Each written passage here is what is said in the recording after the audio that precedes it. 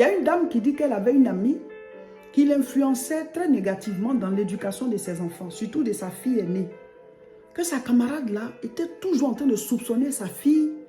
Voilà, j'ai vu ta fille à tel endroit, je l'ai vue avec des garçons. Même elle dit que quand elle revient de l'école, s'ils sont un groupe d'amis avec des garçons, mais ils sont quittés à l'école, mais ça fait quoi même si elle a des amis garçons?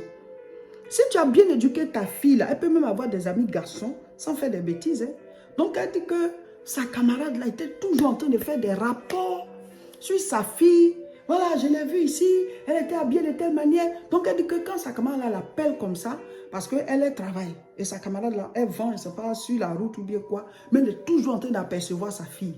Donc elle l'appelle, oui, je l'ai vue, voici ce qu'elle a porté, voici comment elle marchait, voici un garçon qui a attrapé sa main, tout.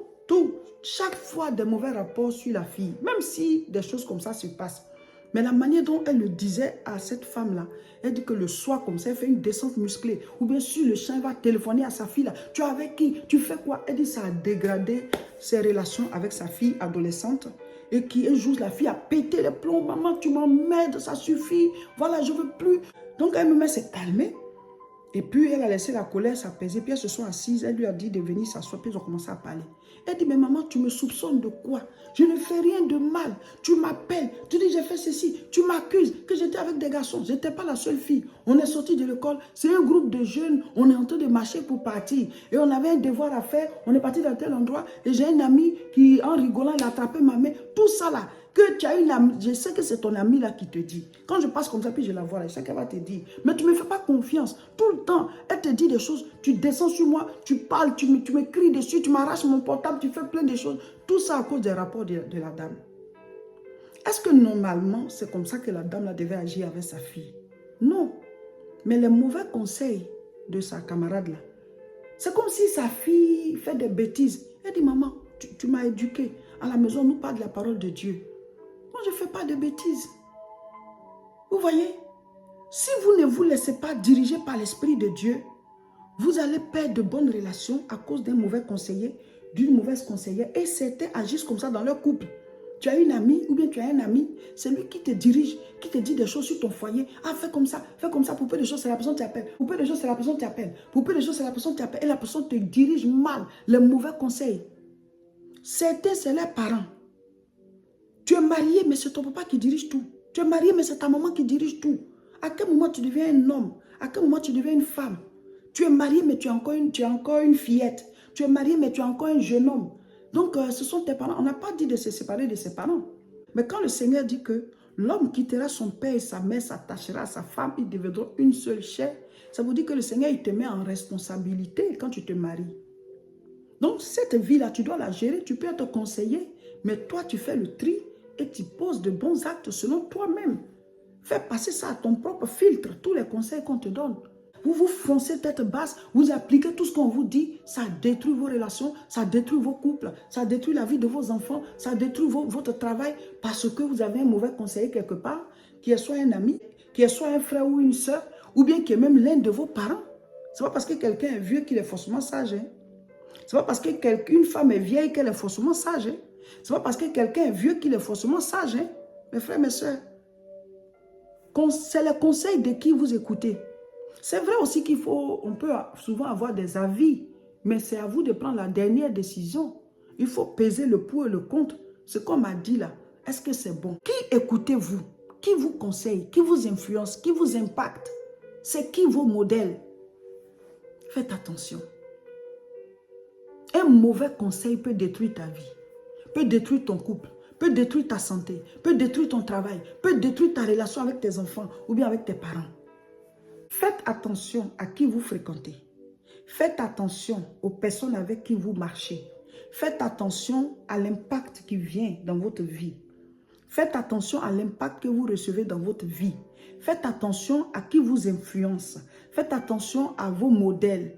Faites attention à qui vous écoutez. Faites attention à qui vous impacte, à vos conseillers. La Bible dit, heureux l'homme qui ne marche pas selon les conseils des méchants. Il y a des gens qui vous donnent des conseils et ça vous égare. Une mauvaise influence peut t'amener à détruire ta vie. Une mauvaise influence, un mauvais conseiller. Un mauvais impact peut te faire rater ta destinée, peut te faire rater ta vie, peut même te tuer. Quelqu'un avec qui tu es, qui te présente toujours la drogue, ou bien l'alcool, ou bien qui te présente toujours la cigarette, mets fin à cette relation. Cette personne est une porte de destruction pour toi. Donc cette relation doit s'arrêter. Ce n'est pas un péché. La Bible dit, heureux l'homme qui ne marche pas selon le conseil des méchants. Le méchant ne te dira pas que je suis méchant. Ce sont les conseils qu'il te donne là. Ça te conduit à la destruction.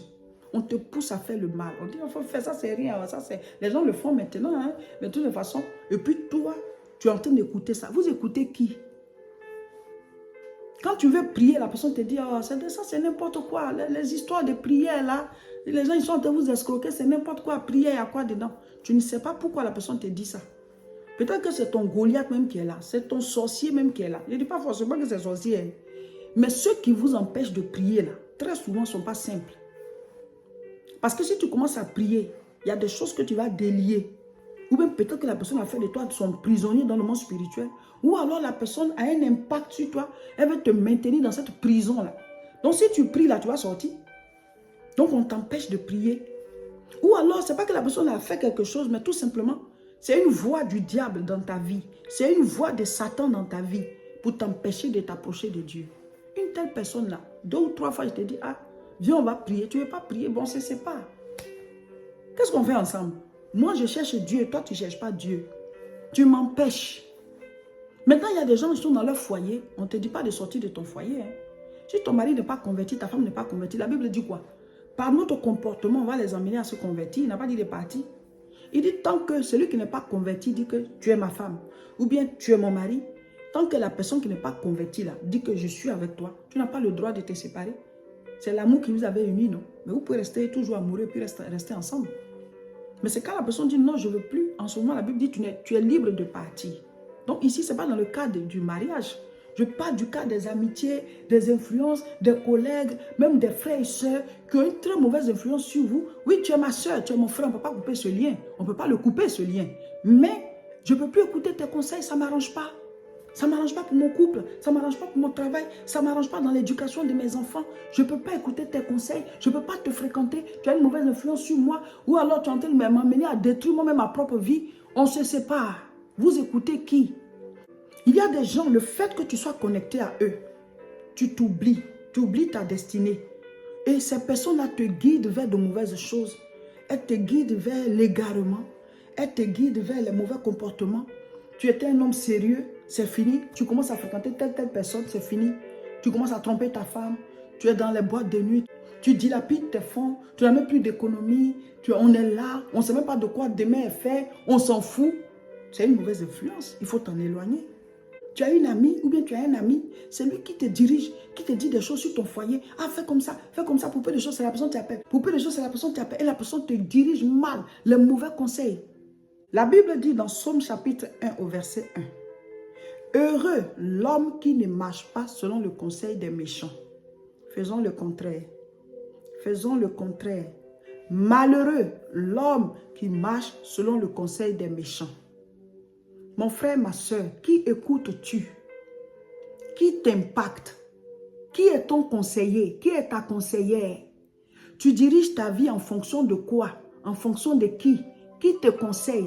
Qui t'influence? Qui t'impacte? Qui te dirige? Heureux l'homme qui ne marche pas selon le conseil des méchants. Le méchant ne te dira pas qu'il est méchant. Le méchant, c'est quelqu'un qui te guide vers une mauvaise voie.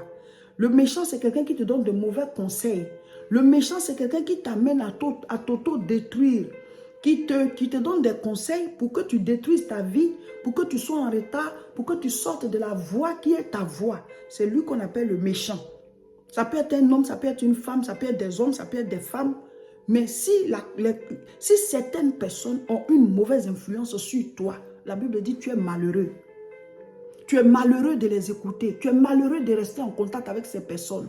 Il dit heureux l'homme qui ne marche pas selon le conseil des méchants. Maintenant, qu'est-ce que la Bible conseille?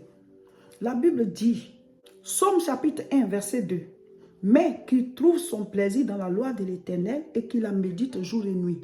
Donc les mauvais conseillers, les moqueurs, les pécheurs que Dieu dit, celui qui les fréquente, il n'est pas heureux là. Le contraire, il donne la parole de Dieu. Le bon conseiller